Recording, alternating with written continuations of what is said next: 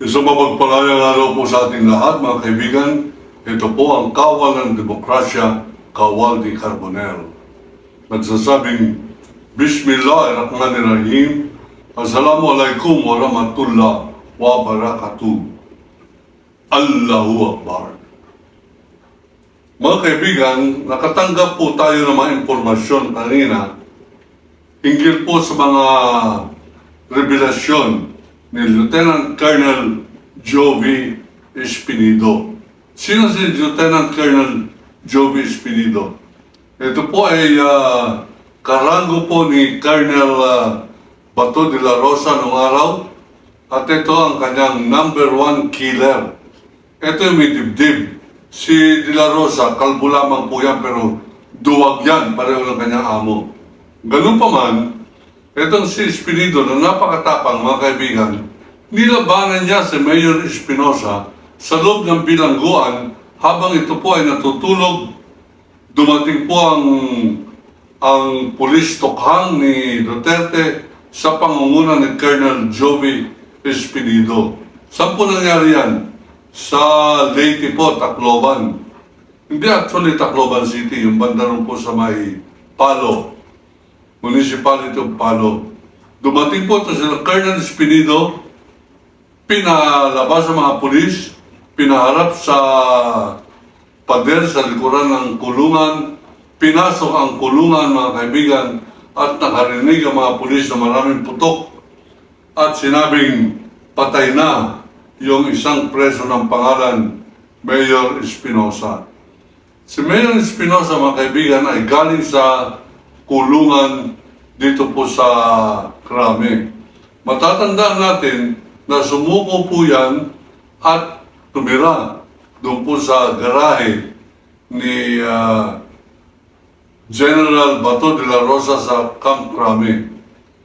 Eh nung sigarilyo po kasi ng sigarilyo daw yan, nagreklamo si General de la Rosa at pinadala doon po sa regular na kulungan. Ang regular na kulungan, mga kaibigan, masyado po mahigpit yan. Lahat ng inyong damit ay susumitin ninyo doon sa warden. Ang tawag po nila dyan ay check-in counter. Maghubo po kayo. Bibigyan kayo ng parang pajama na kulay maroon. Ang pangibaba kulay maroon.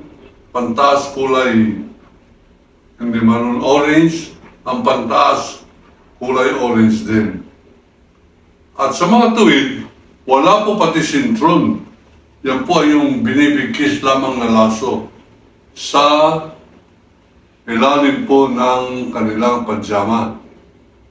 Ibig sabihin po, ang pinupunto natin, walang pagkakataon ang preso na makapagsukbit ng balisong o kris o baril.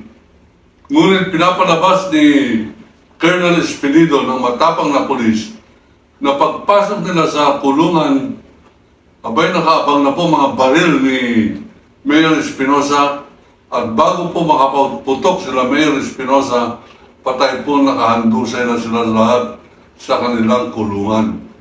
Yan po istorya niyan. At ito po ay pinalakpakan mabuti ni Digong Duterte at ni De La Rosa at sinabing job well done. Matapos po yan, binigyan na naman siya pang misyon. Pinadala naman sa Misamis, doon po kay Mayor Parohinog.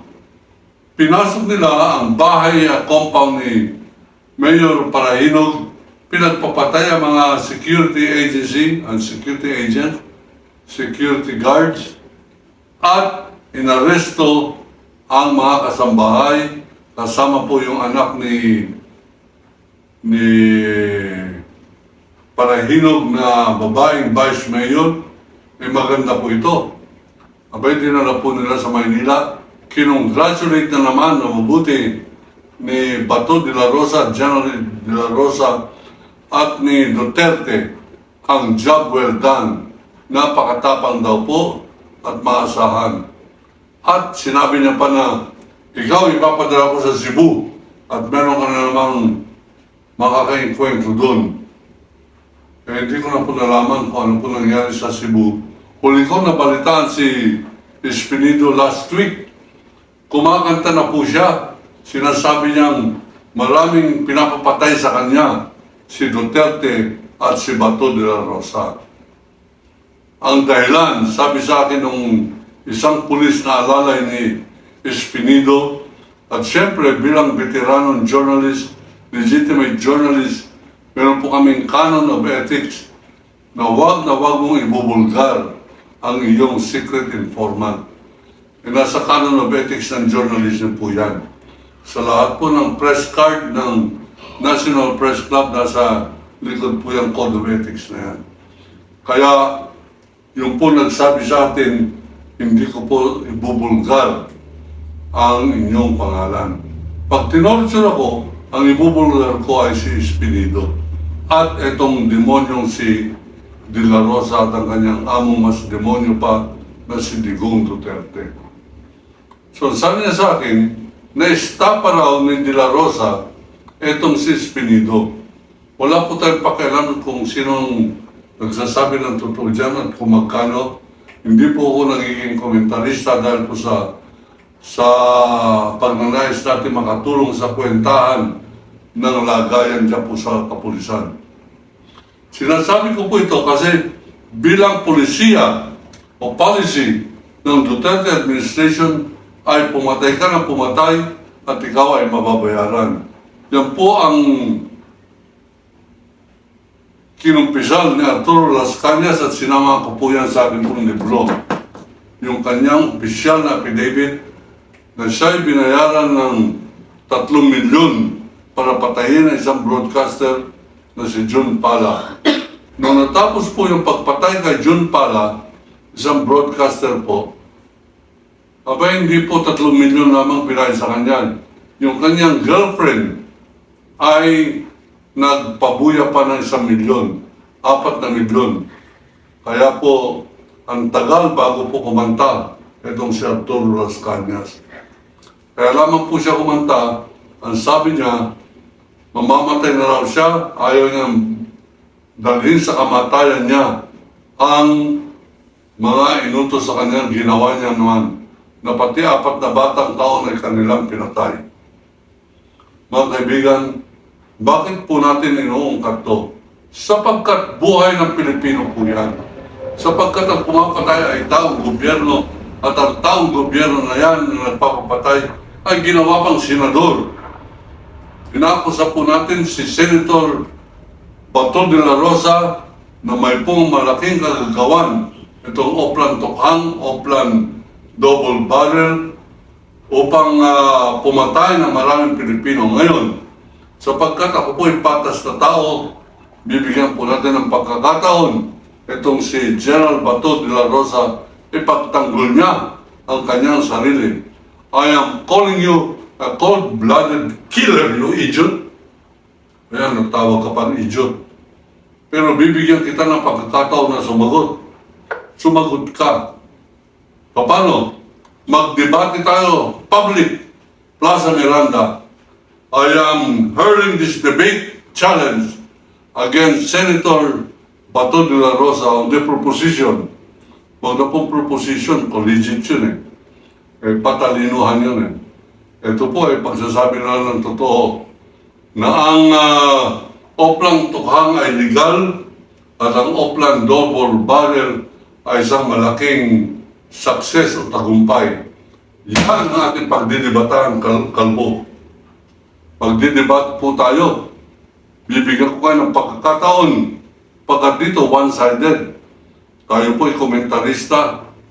Hindi ko po kayo ma-interview kasi hindi naman kayo papayag eh. Pag pinuntang ko kayo dyan, para interviewin kayo. Eh, sabi niyo, teka, hindi ba ako kumakain? Ganito, ganyan. Ngayon, in public, inahamon ko itong si Senator De La Rosa ng public debate sa Plaza Miranda. Siya pumili ng oras at araw. Ngayon, kung gusto niya maghamon ng ibang klaseng laban, hindi ko pa rin uurungan itong si Senator De La Rosa. Kaya lang, dapat sisipot siya sa takdang oras at takdang lugar. Mga kaibigan, yung pong ating pupuntan ngayon na pangalawang bahagi ng ating pong pitak ay yung po naman anak ng berdugong demonyo na si Duterte. Ang pangalan po ay Sara Duterte. Sa harapan ng taong bayan, hindi niya po binibigyan ng halaga yung akusasyon na siya nangulimbat agad-agad ng 125 million pesos sa Office of the Vice President. Ang Commission of Audit, mga kaibigan, nagsabing 75 million yan ay hindi allowed or disallowed. Ang ibig sabihin, pinababalik sa Office of the Vice President ang halagang yan sa kaban ng bayan. At sapagkat ang Duterte ay siga-siga, hindi po nila ibabalik yan. Ano po ang ating gagawin? Ating pong desisyonan ang ating sarili. Tayo ba ay matinong bansa? Tayo ba ay nagnanais na dapat galangin ang ating batas kahit na sino ang nakaupo, hindi siya mas mataas pa sa batas ng Pilipinas. Noong panahon ni Duterte, naduro niya po sa bayan ng Pilipino 100 million Filipinos versus 1 son of a bitch. Yan pong son of a bitch na yan ay si Digong Duterte. Bueno, meron po tayong pagkakataon na gumante at manindigan bilang mga Pilipino.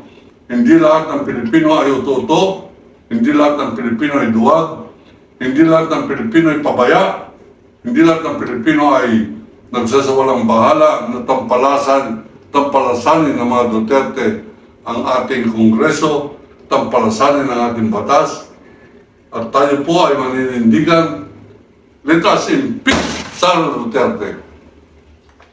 At sa ating pong gagawin ngayon, abay, sulatan na po natin ating mga congressmen. I-text nyo, sulatan ninyo, ipaabot nyo sa kanilang sentimiento ng taong bayan na dapat igalang nila yung mga Duterte na yan ang ating pong batas. Dapat igalang ng mga korte ang ating mga batas. Dapat panahon na para sabihin ang mali ay mali at dapat po natin huwag kakampihan. Mali sila Duterte, makasalanan sila Duterte, at naniniwala akong kay Harry Roque na dapat hindi natin ibinibigay sa ICC ang pagpaparusa kay Duterte. Dapat taong bayan ang magparusa dyan. Ang problema lamang, ang damo na yan, hindi yung makita sapagkat magkasama po sila ni Kibuloy doon po sa Davao ngayon, sa ilalim ng bunker, 20 feet ang lalim, at ito po ay nakikita sa meron pong parang camera na parang ultrasound. Nakikita po yung imagery doon po sa ilalim ng property ni Kibuloy, at ito ay pinaniniwalaan nilang kasi apat na tao lamang yun, pare-pare nakapantalon. Paniniwala nila, andun si Kibuloy at yung isang iikang-ikang na tao ay si Duterte. Opo, matanda na yan, iikang-ikang pa. Pero dapat sa kanyang pagtanda, ipaalam natin sa kanya, iparamdam natin sa kanya na ang Pilipino ay may dangal, ang Pilipino ay may tapang, ang Pilipino ay marunong manindigan para sa katotohanan, sa katarungan at demokrasya, soberenya ng bansang Pilipinas. Ako po si Kawaldi Carbonell, nagsasabing, Bato de la Rosa, sumipot ka sa debate natin. Pumili ka ng araw at oras, sisiputin kita. Pag-uusapan natin ang iyong krimen na binulgar ni Colonel Espinido at ng iba pa mga pulis. Nagsasabing, may tumawag sa akin nga pala, pahabol to. Meron daw pabuya bawat isang pulis na nakakapatay ng kahit na sinong Pilipino o kahit na sinong nilalang. Kahit na taong grasa, pag napatay mo, ibig sabihin, miyembro ka, maaari ka maging miyembro ng Davao Death Squad. Pulis po nagsabi sa akin yan. At ako po'y walang dahilan para pagdudahan ang kanya pong pananalita. Siya po ay aktibong koronel ngayon sa PNP at siya po ay isang matalik na tagapasunod ng taga-subaybay sa ating pong programa. At sabi niya, bawat tauhan ko sinasabihan kong mag-subscribe sa iyo. Mga pala, kawali. At padala mo ko rito ng mga libro mo sapagkat sinabi ko na pwede silang bumili ng libro mo, 1,000 pesos ang isa. At siyempre, ako nang bahala sa pamasahe, sabi niya. I-refund mo na lamang ako. Bigyan mo na lamang ako ng konting komisyon sa bawat isang libro na aking mabebenta. Sold, agreed. Sa ating pong pagtatapos, mga kaibigan, nais po nating sagutin ang ating pong mga nagko-comment at siya po ay ating pong nilalagyan ng love o nilalagyan po natin ng pasasalamat. Pagka meron po akong nakaligtaan, kasalanan po ng aking cellphone yan at medyo kuminsan lumiliban-liban po yung ating cellphone at yung aking pong tagapindot dyan, iba napipindot. Mga kaibigan, ito po ang kawal ng demokrasya, kawal ni Carbonell at sasabing, iniibig ko ang Pilipinas. Allahu Akbar.